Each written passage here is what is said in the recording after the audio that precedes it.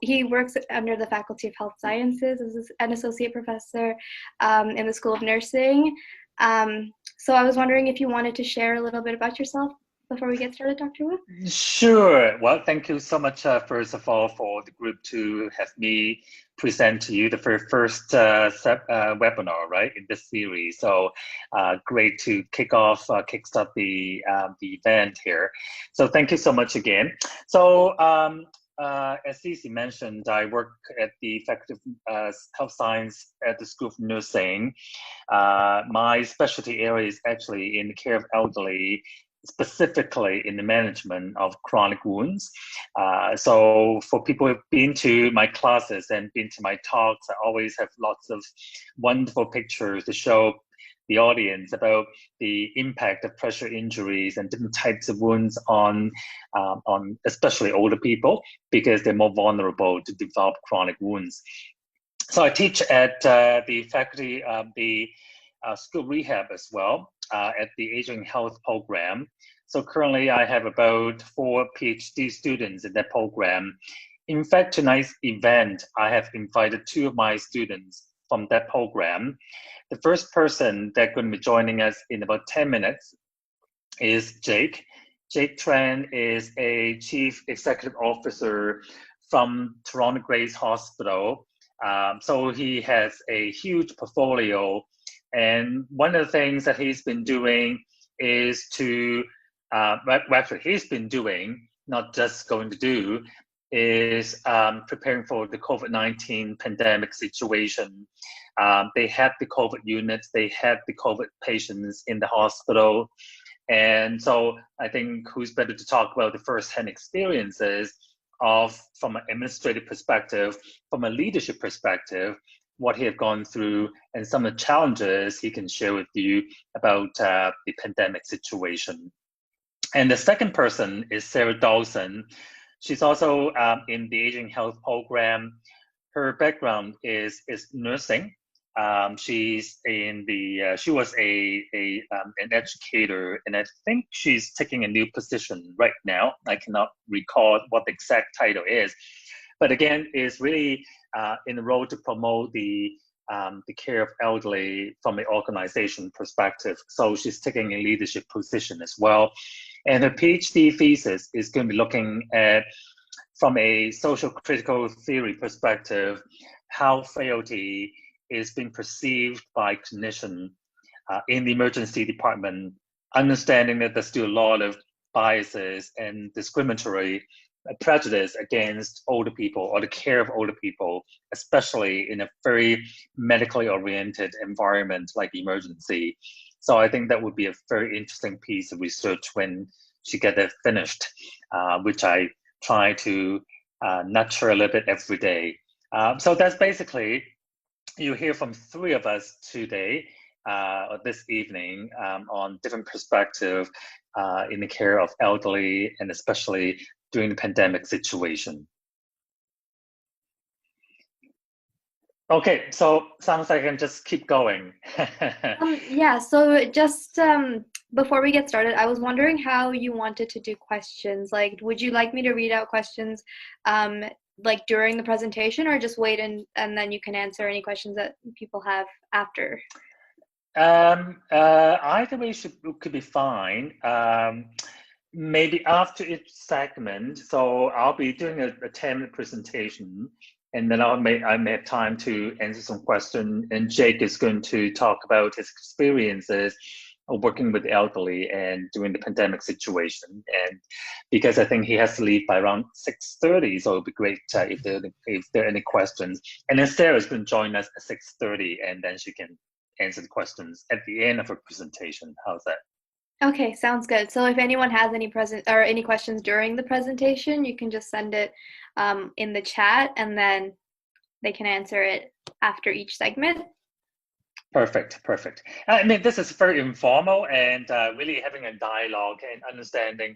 And I do appreciate that the group highlighting the interest in the care of the elderly, and especially with the current climate and the challenges we face. And I been sort of pulled back to do a little more clinical work in the last couple of months at the Toronto Rehab Institute, because there's been so much going on, and so they don't have enough people to help with some of the wound care issues. And the more sort of a problematic side of things is the fact that with the pandemic, we're seeing more and more people developing pressure injuries and chronic wound problems. And that's part of my role, is to go back to do some more help, some more clinical work to facilitate the care of chronic wounds. Yeah, so it's a very informal process, so feel free to chime in anytime and ask me questions too. But I'll leave it up to you, Cece, and depends how things, how you want the flow to go. Okay, so I can get going? Okay, so let me share with you. I only have a few slides. I think just a general picture. When I talk to Cece, just try to get an idea in terms of what the group is interested in. She told me that perhaps I can start talking about some of the health determinants and how the pandemic situation has impacted on some of the key determinants affecting the quality of life of older people. And definitely during this pandemic situation is a very relevant situation. I think you hear from the news every day, the long-term care problem, the lack of staff, the morale is very low, the resources, or lack thereof really, creating a huge gap in terms of the meeting the needs of the older individuals. And for some of the nursing students who've been to my course, I teach a course in gerontology nursing. I think it's a very valuable course, and hopefully the nursing students can attest to that, because often we think that the care of the elderly, a lot of people may not appreciate the expertise and the knowledge they need to look after older people. They think, oh, well, anyone can be trained to look after older people. They just need their patience. Anyone can change people's brief. Anyone can look at people's skin. Anyone can feed an older person. Well, I think you may be right. A lot of people can be trained to do some of those tasks, but the assessment involved in terms of looking at nutrition, the assessment involved in looking at what's affecting nutritional intake, and the patients and the atypical presentation we see in elderly population definitely create a very unique challenge to us as healthcare providers to be more sensitive, to use a different approach to the care of the elderly. And I think that's the unique part, and that's why well, at least I'm very passionate about the care of the elderly, and that's why we value the specialized body of literature and knowledge that is required to look after older people. And of course, from a research perspective as well. And I see that Jake has joined us already, and I'm just going to spend 5 minutes talking about a few key determinants, and I'll pass it on to Jake, and then he can introduce himself a little bit more. So let me just go into the sharing mode here, and you can see this. So I think when I reflect on the topic, I think one of the most important things is looking at what really is healthy aging and how the whole pandemic situation had affected the whole process of aging and continue to age healthily. Some people have used the term active aging or successful aging to describe similar phenomenon. We tend not to use those terms because when you think about successful, it seems like there's a expectation, there's a benchmark that you need to meet in terms of to be gauged as successful, which I don't think anyone can say, well, you failed to be aged person. I don't think there's anything as such, and that's why healthy aging is a little more appropriate. So some of the really emerging issues in Canada in relation to the care of the elderly, and this is a nice slide to juxtapose the Canadian issues with some of the more global concerns, and those are the key areas that we continue to tackle with. Looking at the system sustainability, I think this has grown over time as a result of the pandemic situation. Especially now, we're talking about injecting more resources, getting more people to work in long-term care, getting more resources in the primary care environment in the community. And Jake can speak more about that because he have done a lot of work to really remodeling the primary care system to look at the more creatively what we can do for older people instead of warehousing them in the long-term care facilities. We need to bring them back into their own environment so they can age in their own place or in the selected environment, or aging in place concept. So, and of course, that will require a lot of resources. So we need to think about how to sustain the system. Yes, we can sustain it during the pandemic situation, but what about beyond the pandemic? We don't want to have those situations that we just have this band-aid approach and then all of a sudden disappear. I think ageism discrimination continue to be a huge issue. I'm surprised that in Canada, we don't, in this survey anyway, we didn't identify as a huge problem compared to the world.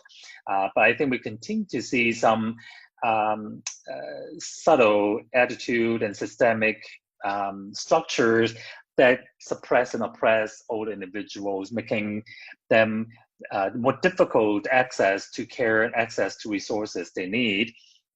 And also the support to caregivers, I think, is a growing issue too. As you may be aware, a lot of people are taking time away from work to care for the elderly, and more people are trying to maintain the status at home. And it's not easy to do without additional resources. So what ends up happening is family has to be more involved and more engaged in the care. And also, I think the other challenge, I think Canada is not doing so well, is to keep older people connected and active. We don't really have a national policy or national standard around how to keep people connected and active. And that's one of the major concerns, I think, for a lot of health science students here from a physiotherapy perspective, from an occupational perspective. What can be done to make sure the environment that will be more conducive to activities, to more active aging? That could be a very interesting topic to talk about. And I'm sure Jake will have some more ideas for you. And he's going to address the issue around aging in place. I'm not going to steal his thunder because that is his passion, to really help people to age in a place where they're most comfortable, with most dignity, and especially with the pandemic situation, how do we help people to age in place? And definitely, Canada, within a Canadian context, we need to look at how we can prevent and forestall elder abuse, which is a growing concern in our society. So I'm sure you have seen the Rainbow framework before, looking at from micro, meso, and macro level different health determinants. I like this slide because it does separate, match the rainbow model to look at the different levels of determinants that impact on the care of elderly, to help them to maintain healthy with going through the aging process. So, and of course, we won't have the time to talk about every single bullet here. I think just want to highlight the complexity of some of those factors, and they all overlap, interact with each other. So I think just a few teasers and few points for you to think about. I think in the current environment, healthcare and social environment, there's still a lot of inequalities and inequities around. And looking at the education, definitely poverty is a growing concern among older individuals. The type of income available and the pension available for older individuals is really dwindling quickly, especially with the baby boomers. I'm sure that when I get older, there won't be any resources left. So we're more and more dependent on private RSPs and private pension plan instead of government-based or federal-based pension plan. So there's also a gender differences in how we age and experience of aging. With old individual women being in a more disadvantaged position that we're seeing in the literature. So I'm sure that Jake and Sarah will be addressing some of those key issues. I think for a number of good reasons. There are more older women than men as we age. Just perhaps older women have better genes than men. They live longer duration of time. And the problem, what we have seen, and the trend may have changed slightly, because in the past, most women do not work. They stay home, raise the children. So when they age, when husband passed away, they don't really have a lot of income and resources left, nor do they have the skill to manage a lot of the household issues. So with the change in the gender role, and I think we start to see some new issues, and of course the other sort of emerging trend is the issue around transgenderism. We know very little about how to care for this group of people, which are very important in terms of looking at how we can create more equitable society to meet everyone's needs. And definitely in the literature, they talk about how disadvantaged that group of people are in a long-term care environment, because people are not educated and the environment is not equipped to address and to be more accepting and to be more accommodating to the diversity of gender needs and sexual orientations. Race and ethnicity is also another very important factor. And in the United States, have you seen some of the literature that most people died from COVID-19 are the Blacks and the Latinos. Versus in Canada, we start to see some emerging trends as well. There are more and more racialized groups diagnosed and affected by COVID-19, and the growing concern in the Indigenous population and how disadvantaged they are, and being isolated is a major concern. So, and as you can imagine, immigration is really the key population factor to maintain a population in Canada.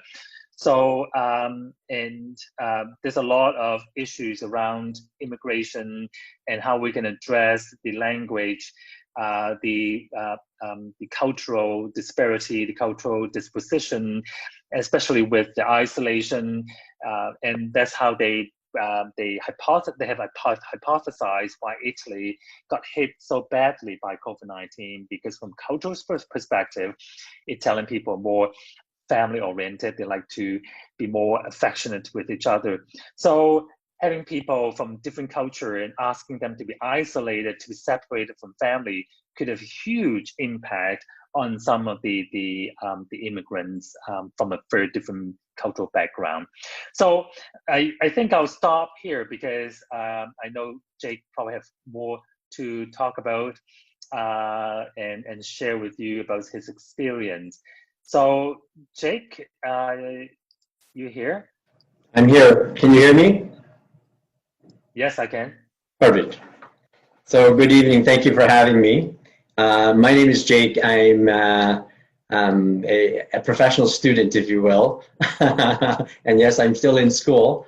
However, I'm the CEO of a complex continuing care hospital in Toronto. My area of interest, ironically, my professional side, I'm actually a registered respiratory therapist. However, these days I've changed into another area of interest, and that's skin care, wound care to be specific, and frail elderly, alternate level of care, dealing with that population in today's society. And then Dr. Wu, thank you for having me, asked me to speak a little bit about our frail elderly and COVID-19 and how that's being affected. I'm all for aging in place. I'm all for what do you do when you grow old, and what do we want to do with our frail elderly? Do we want to put them in an institution like long-term care, or do we try to let them live in the community as much as possible to give them the independence that they deserve? So through the COVID-19, to be very specific, I think I've broken every single rule in the book. Dr. Wu just talked about aging in place being, you want to give them as much connectedness as possible. You want to prevent social isolation. You want to ensure that there's caregiver support. But through the past 6 months, the policies and procedures that we put in place have completely contradict everything that we wanted to do. And so, for instance, and it's a matter of what is safer. And so, given it is a community acquired virus, we stop all visitors very early on. So as of April, we stop visitors completely. They're not allowed to visit. And that added to a significant amount of mental health issues that we're finding right now, including delirium. Staffing. Normally we have additional staffing, but with the COVID-19, we've lost 30% of our staff at one point. And so there's a reduction in staffing in terms of looking after our elderly population as well. And what that adds to is what we, the other piece that becomes important is they lose all of that social contact. We normally have social workers and chaplains. I work for the Salvation Army under the umbrella of Salvation Army, and we normally have our chaplains that come in and we visit our clients.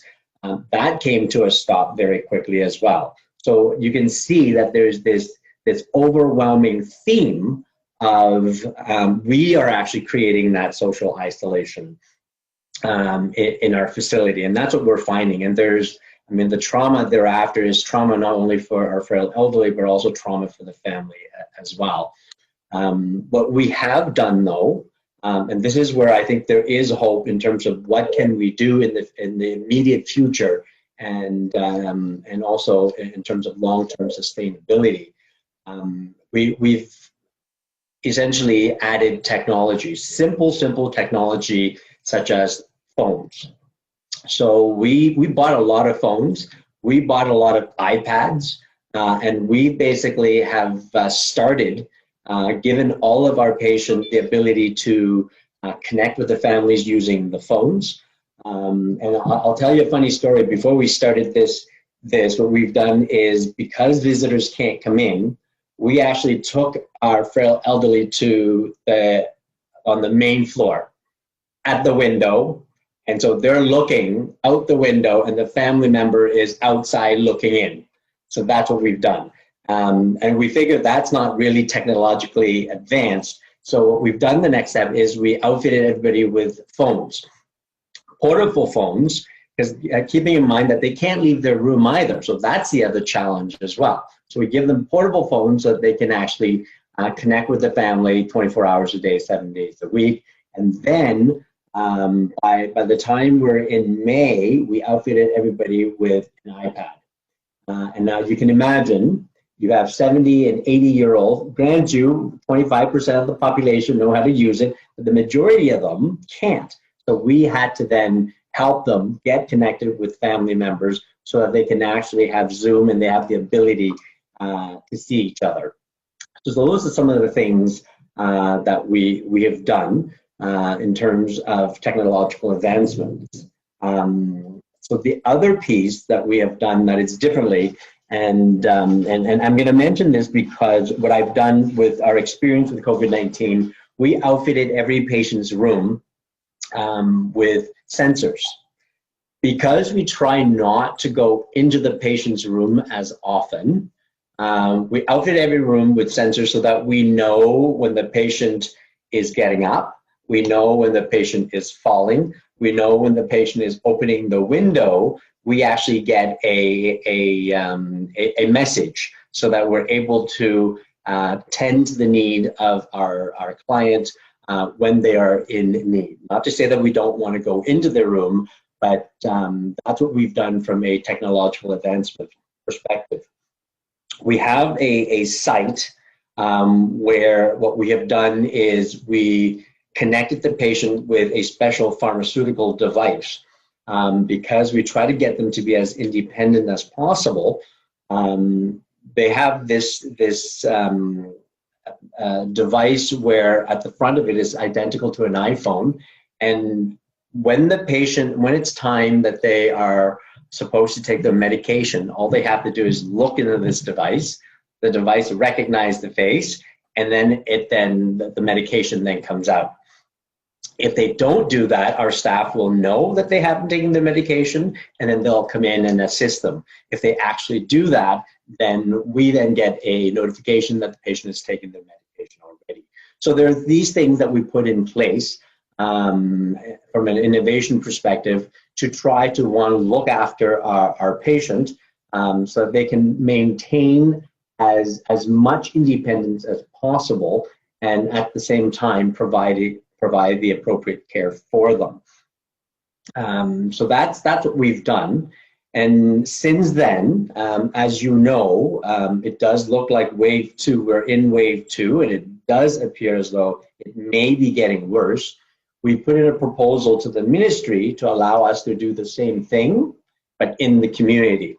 And Dr. Wu knows I'm all about looking after our frail elderly in the community and not in an institution, the notion of aging in place. And if we agree that aging in place means that they maintain their independence in their own environment as much as possible, that's the goal.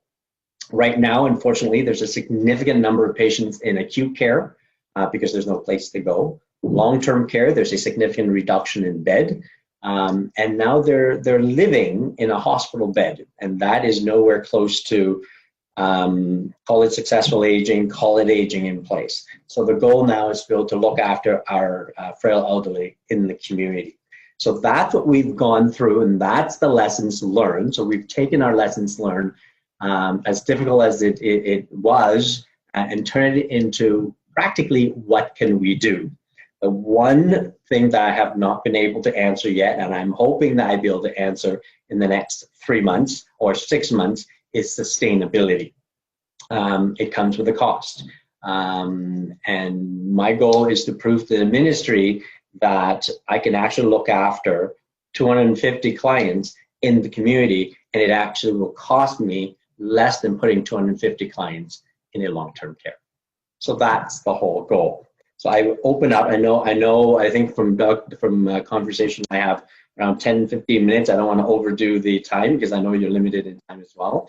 I open up to any questions that you may have at this time. Would that be helpful? Yep, that's great, Jake. I think it's a big challenge to demonstrate, because the thinking is it's cost the system less money if we can just put everyone in long-term care where they can receive the same care. Everyone go to have a meal at the same time, the same place, and under the same roof would be the best. But I know, kudos to you that you're taking on the task, demonstrate that having people have the opportunity to age in their own home is better, and not just from a quality of life perspective, but also from a cost perspective, from a system perspective. It's more viable, it's more feasible to do. So it's about quality of life, sustainability, and the notion of aging in place. That could be a second PhD, Jake. Well, I have enough headaches with the first one. But it'll be an interesting factor. I mean, and the one thing that I really looked at is I wrote a paper last year, and it's all about, if you look at the economics, in 40 years time, the elderly population is not, the number isn't going to be there. And the Ministry of Health they're now putting infrastructure in place. What are we going to do with all of these infrastructure in 40 years time? They're going to be empty. So that's my other take on it as well. So if you look at your frail elderly population. We're at the exponential growth right now. In the next 10 years, it's going to get worse. And then every 10 years thereafter, you'll see that decline. And from our population, that decline will happen in around the next 40 to 50 years.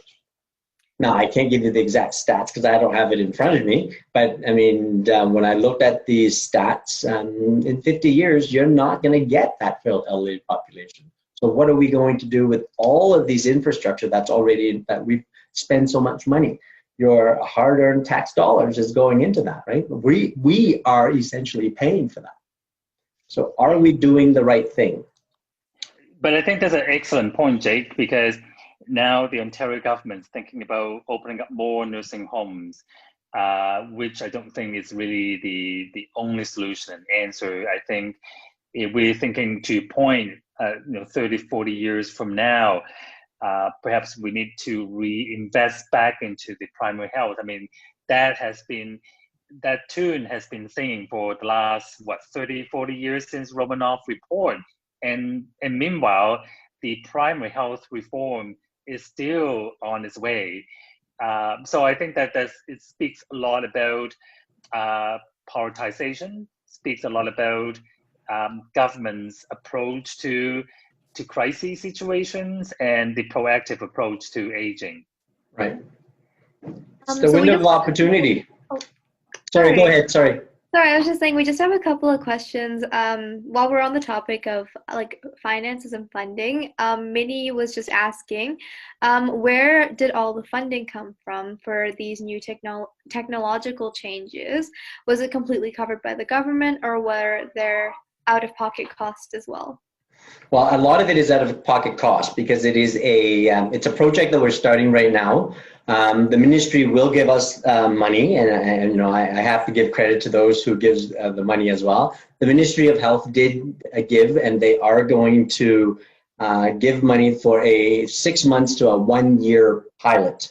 However, they've given it's 50% of the funds that we need. We came up with the other 50% of the funds, especially the technology. And then together, our goal is to have a paper to show, the notion of aging in place. And the other piece of it is the economic part of it. Because we do have to show sustainability. We do have to show the need. It's a good balance between successful aging in place, and independent living versus is it real? Can we do this, and does it make sense? And so that's the challenge. And I think the economics is an important factor. And I know Dr. Wu just talked about, we're politicizing and we're playing the same game because we all know the election is in a year and a half's time. So it's a good time for me to put in that proposal to the ministry.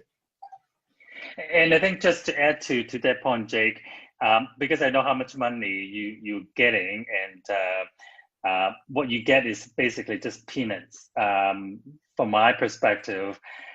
So we're not talking about millions of dollars that government's giving you to implement this project. We're talking about a drop in the bucket. So yes, there's some funding, but it's a very small amount of funding. Yeah. Okay. Oh, that's very interesting. There's also a couple more questions in here. So Christy was asking, what kind of strategies do you use for individuals who might not be able to easily use technology, like tablets and phones? For example, if they have advanced hearing and vision loss, and then someone else added, like clients with Alzheimer's, like how would that technological component work with these types of populations?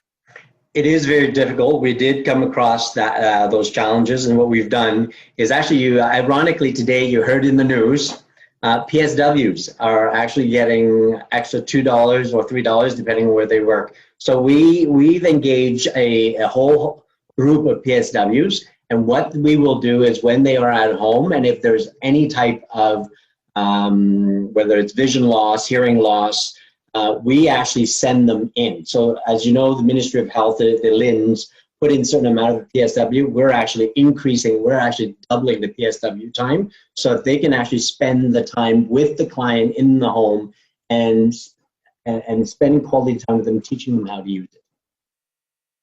So that's what we've done in terms of putting in place. There's also the idea that we also have technology that allows them to push a button.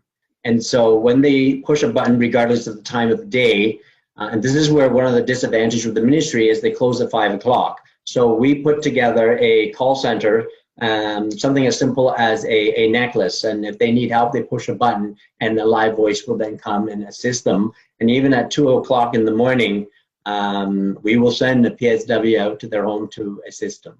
And yes, the ministry does not cover anywhere close to the cost of doing this.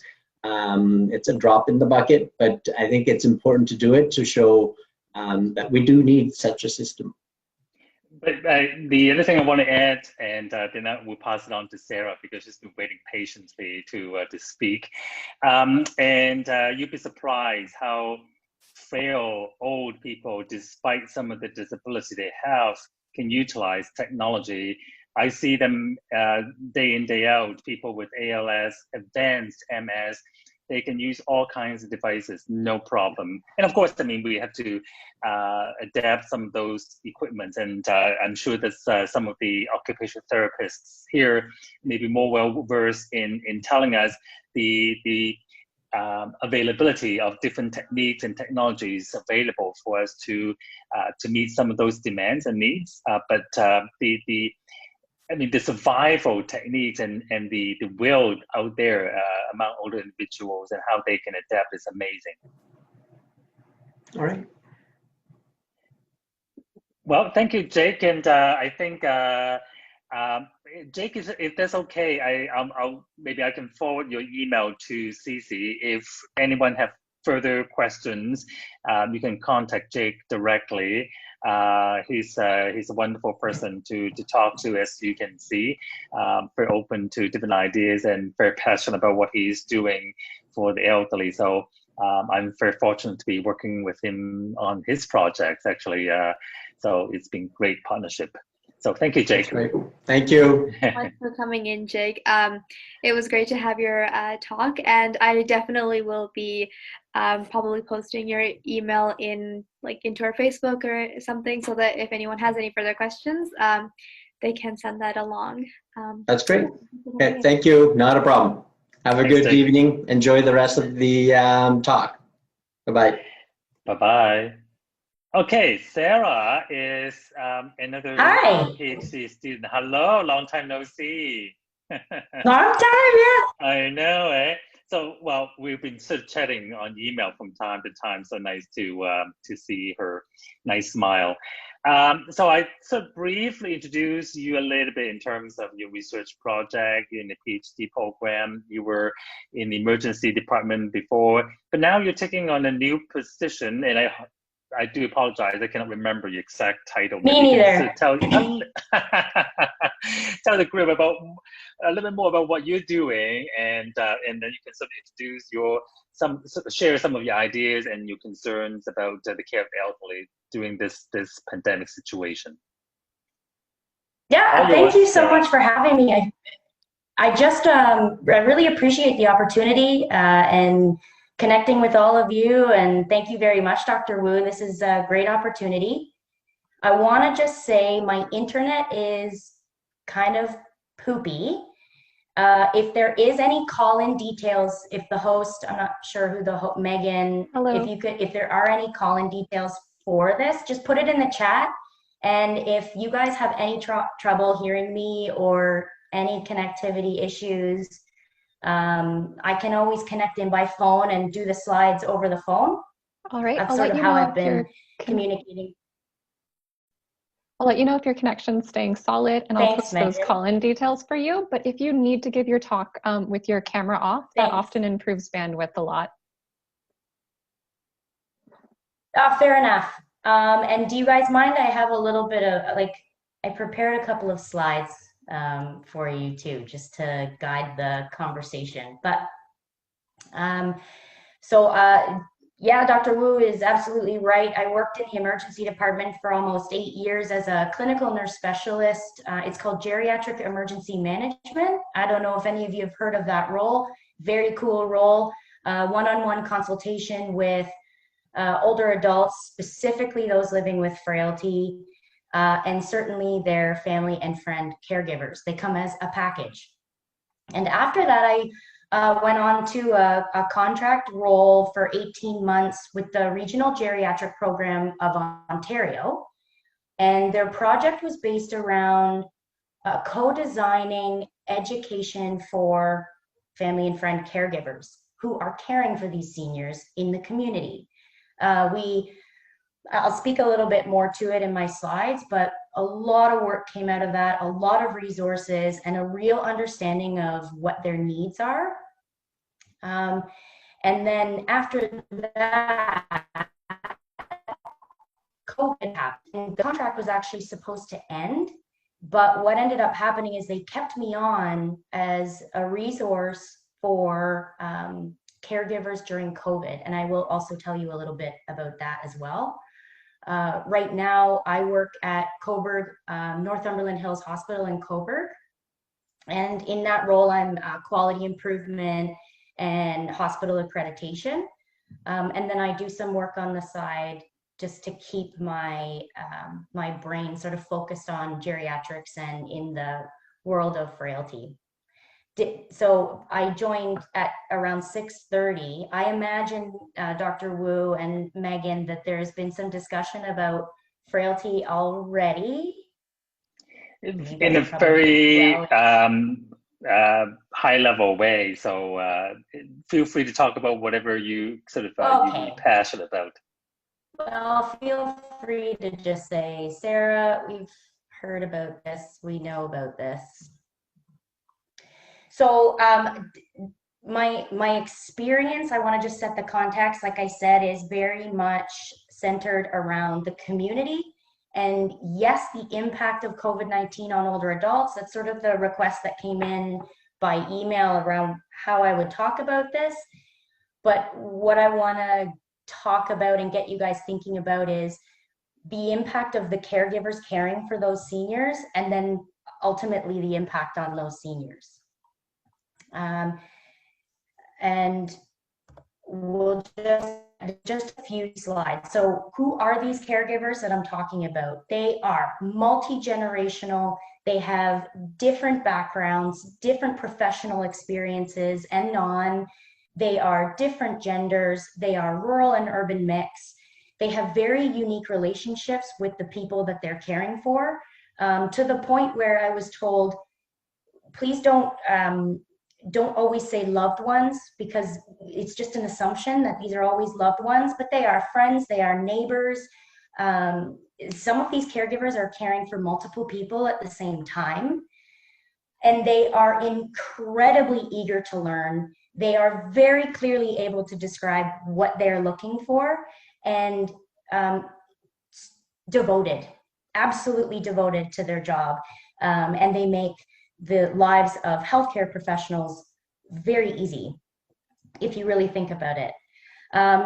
Also, I heard a little bit at the end with Jake and some of your questions. Certainly the caregivers themselves have different learning styles that they prefer. So these are all the kind of things that you want to think about when you're helping older adults, is, you know, how do you help the caregivers?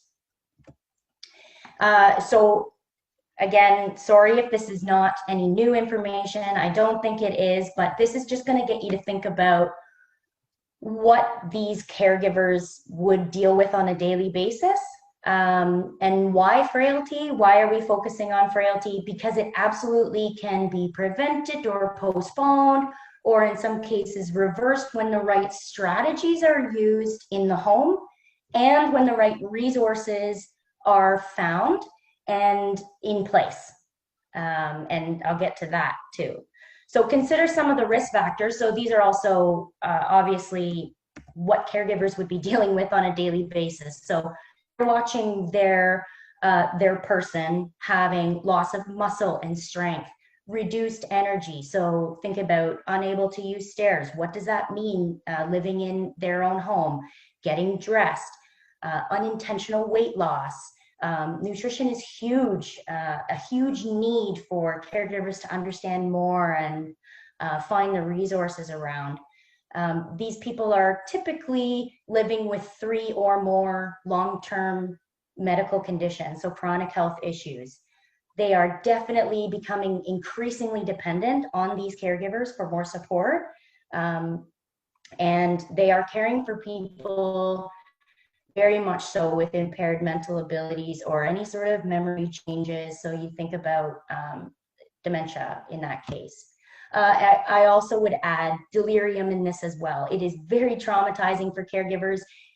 People don't, they're talking about it more, but the word delirium and the understanding of the differences between delirium and dementia for caregivers, it still needs a bit of work. So what did I do? What did we do? So I live in, or at the time that this all started, I was living in Cobourg. So that's part of the Central East region of Ontario. Approximately 15% of people over the age of 65 in this region need some kind of help to stay at home. So there's approximately 67,000 older adults in the region who would be considered frail. And as I was mentioning before, frailty leaves older adults quite vulnerable to worsening health, specifically now with COVID-19. Social isolation, limited or even services that have completely ceased have huge impacts on the older adult and their caregiver. And as you guys were mentioning before I started, these people may or may not, depending on their rural location, have access to internet at home or a smartphone, things like that. So what we knew right off the bat is that communication was of the utmost importance for these individuals. And so we looked to our community to get this, we took a co-design approach again. So we looked to them to understand what their needs were and figure out how to get them the information about the services that they needed right away. So what I did in collaboration with different community members, older adults, caregivers, people who classify themselves as advocates for vulnerable older adults. This guide, which I'll give you at the end, I'll put all the links in the chat, Megan. So it was co-designed just to meet the needs around some of the major educational learning topics that these caregivers brought up in interviews. It was pretty rapid. As you could see, there was a definite serious need for information right away. And it also needed to be delivered in a written format as well as available online. So this is what they said. And I don't think this would be a surprise to anybody. These are the topics that caregivers prioritize to me around what they need to know more about right now, COVID related. So finding the right supports. This is where family and friend caregivers tell us that they want to be able to, this was their wish, that they just want sort of one phone number or one organization in a time of crisis. People were saying, I don't even know who to call, but the community services that were supporting that same individual say, they know who to call, they call me. So there's definitely a gap, right? So we put the guide in all of these different chapters and separated them all out with sort of based on major quotes from caregivers. So caring for myself, this is around helping caregivers know how to care for themselves in the time of crisis and time of panic, finding resources that are multimodal. So that's the other thing before I continue is for every single chapter that was created, it was very important to provide resources that were, yes, available online, but you have to also provide telephone numbers and also engage healthcare professionals and community members in a way to help disseminate some of this knowledge too. So food security came up massively. So back in March and April, a lot of the questions and thoughts and concerns were around getting groceries and access to groceries, and how do I get groceries if I don't know how to do a credit card or online shopping? And some people even said, I don't have that capability at all. So definitely no assumptions made. Accessing my medication. So that was also very huge. How do I get meds? How do I get my prescriptions? How do I order in advance? Transportation. How do I get to where I need to get to if I don't have a vehicle, or get any of these things without a vehicle? Dementia was huge. So what we ended up doing, because there is a lot of material out there on dementia, we just sort of streamlined their approach, directing them to their local Alzheimer's Society, that particular chapter was updating on a daily basis their resources and their programs. So social engagement and staying connected, no surprise there. We needed to provide some resources and some tips and activities around how do you do that when you're in isolation. Staying active. So that one really was about when you're stuck inside and you're sort of more stuck indoors, you're walking less, and with frailty, you guys know the risk of falls, increasing. The chances of deconditioning really, really high during COVID. So we paired up with the Regional Geriatric Program of Toronto, and at the same time, they created a resource called Stretch, Lift, or Tap. So they called it the slot tool, and that's really cool indoor ways of creating more movement on a daily basis for any daily activities. So that was a really cool resource. Finances certainly came up, and we provided resources around that, and then creating a plan. So that in the interviews, caregivers talked a lot about what COVID had made them start to think about, things that they hadn't maybe necessarily brought up out loud before. What happens if I get sick? What happens if my person gets sick? And they sort of advocated for more knowledge around what does that plan actually look like, even though it's not always the greatest conversation to have. It's really important, and they knew and felt that it would eliminate stress later on if a crisis did happen. So then I also want to tell you a little bit more about the caregiving strategies, just because during COVID, I tell you about these topics that came up. They were not dissimilar to the project that I had done before COVID with caregivers. We talked to 133 different caregivers, and we traveled to 10 different places across Ontario to do this. And the topics that they brought up around caring for seniors that live with frailty were very similar to the ones that were around, COVID now immediate. So what we ended up doing for that project is creating a multimodal education for caregivers based on their learning needs, their self-identified learning needs. So we created a website, we created a handbook, which is freely available in French and English, and an online course. So it's an 8-week online course that basically runs through the handbook, but it's in an online platform, and there's a discussion forum so caregivers can connect with each other. If you are interested, I will put the link in the chat. I am moderating the third offering of that course right now. Caregivers have loved it. They absolutely love it.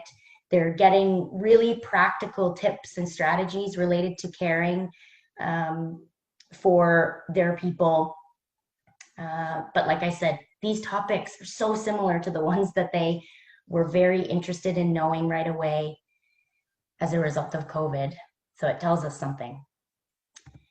So these are the links so the first one is to the COVID. Like I said, I'll just put them in the chat right now.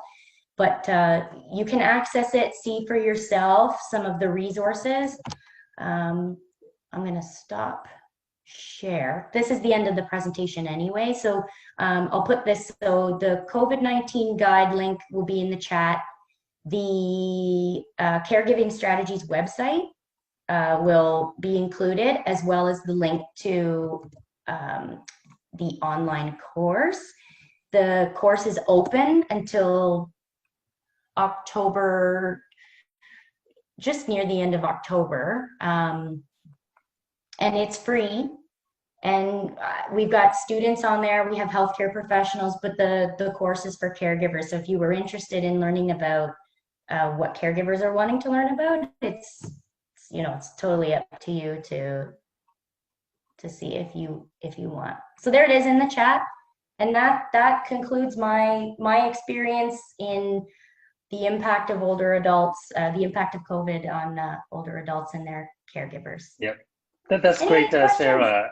It's so great to hear the first-hand experience, and I'm always so jealous that Sarah and Jake are doing all this wonderful projects. If I were not in academia, I would be jumping right back into doing some of their work, and in order to help the elderly population. But anyway, I enjoyed the presentation and enjoyed the experience vicariously. Thank you. Yeah. Yes, thank you so much for speaking to us, Sarah. I'm just going to wait a little bit to see if anyone has any questions that they might put out in the chat. But yeah, I think it was a very interesting presentation because we don't really talk about the caregiver's perspective as much, but that aspect of it is something that we should be considering, because everyone is impacted by the pandemic and all of the new restrictions that are in place because of it. So I found it very insightful, and we really appreciate you coming and talking to us today. Thank you, Cece. Feel free to connect with me too if you want. I'm just putting that out there. Absolutely, if you want to chat about anything in the future, if nothing comes in the chat box, then yeah. So one question just did come in. Minnie was just asking, has there been increased caregiver burnout during the pandemic? Absolutely. Even so, take this one example. There was visitor restrictions in the hospital and in long-term care, but I can give you a little bit more of the hospital perspective on that. So somebody falls and goes into the emergency department, and that communication is completely different now, and that stress and anxiety is absolutely through the roof without that connection with the caregiver. I don't know if that's the greatest example. It's a sad one, that's for sure, but that would be one major example. Also, the closing of adult day programs, that would be another really big example. So where adult day programs are also sort of promoted as caregiver respite, the caregiver would have that sort of dementia care 24/7 without that ability to just take a breath and read a book, or just, I mean, they're very busy people. They probably wouldn't even read a book, but get out and do what they need to do, right, to keep the house going. And the other thing, what I've been hearing is, as you wear a lot of caregivers, they play dual role, not just looking after their older generation, but they look after the younger generation. So the distress they have the experience of being in the sandwich generation, so they got stress from both ends, and the fear that they're going to transmit the virus from the younger generation to the older generation, or somehow, you know, the whole challenge of meeting the diversity of needs in those two generations are huge, and people continue to experience a lot of struggle to balance those workload and understanding how to how to keep elderly safe, basically. Yeah, well said. Yeah. I think we were mentioning the lack of day programs available for the elderly, and I think this might be a good opportunity for us to plug one of our initiatives that we're running during COVID. So one of the reasons that we wanted this talk in the first place was because one of our current initiatives has to do with supporting the elderly during COVID. So we have a community initiative which kind of has like two branches to it. So on the one hand, we're offering like grocery runs for like elderly clients, like living in the community, and anyone who has any interest in that, we connect them with volunteers who will run and grab groceries for them. And the other one is like phone call volunteers who will connect with a recipient and like talk to them and offer social support. So if that is something that anyone is interested in at all, like we have a link for volunteers if they're interested to sign up on our website. So I think Megan just posted it in the chat, but I'll also be posting it in the event page. But I just thought I'd mention that because because of the topics that you were talking about, Sarah. But yeah, also it's 7:02 right now, so we're gonna have to wrap this up. But thank you so much, Dr. Wu, and thank you so much, Sarah, for coming down, for coming and joining us today for this discussion. It's been very insightful.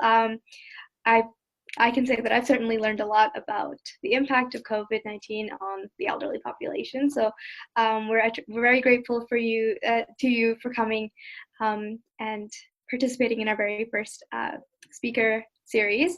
And Dr. Kevin Wu, it would be wonderful if you could send me the information, like the email addresses for both Sarah and Jake, and we'll be sending you all a little gift card just to show our gratitude. Thank you very much, Cece. Thank you. Thanks, Sarah. Thank you, guys. That's a great opportunity for me too. Nice to connect. Good luck with everything.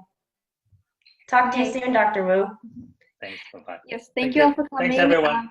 We'll be posting more information about K-Health on our on the event page on Facebook if you want more information about future events and everything. Yeah. Thank you for coming. Thank you all for those that came.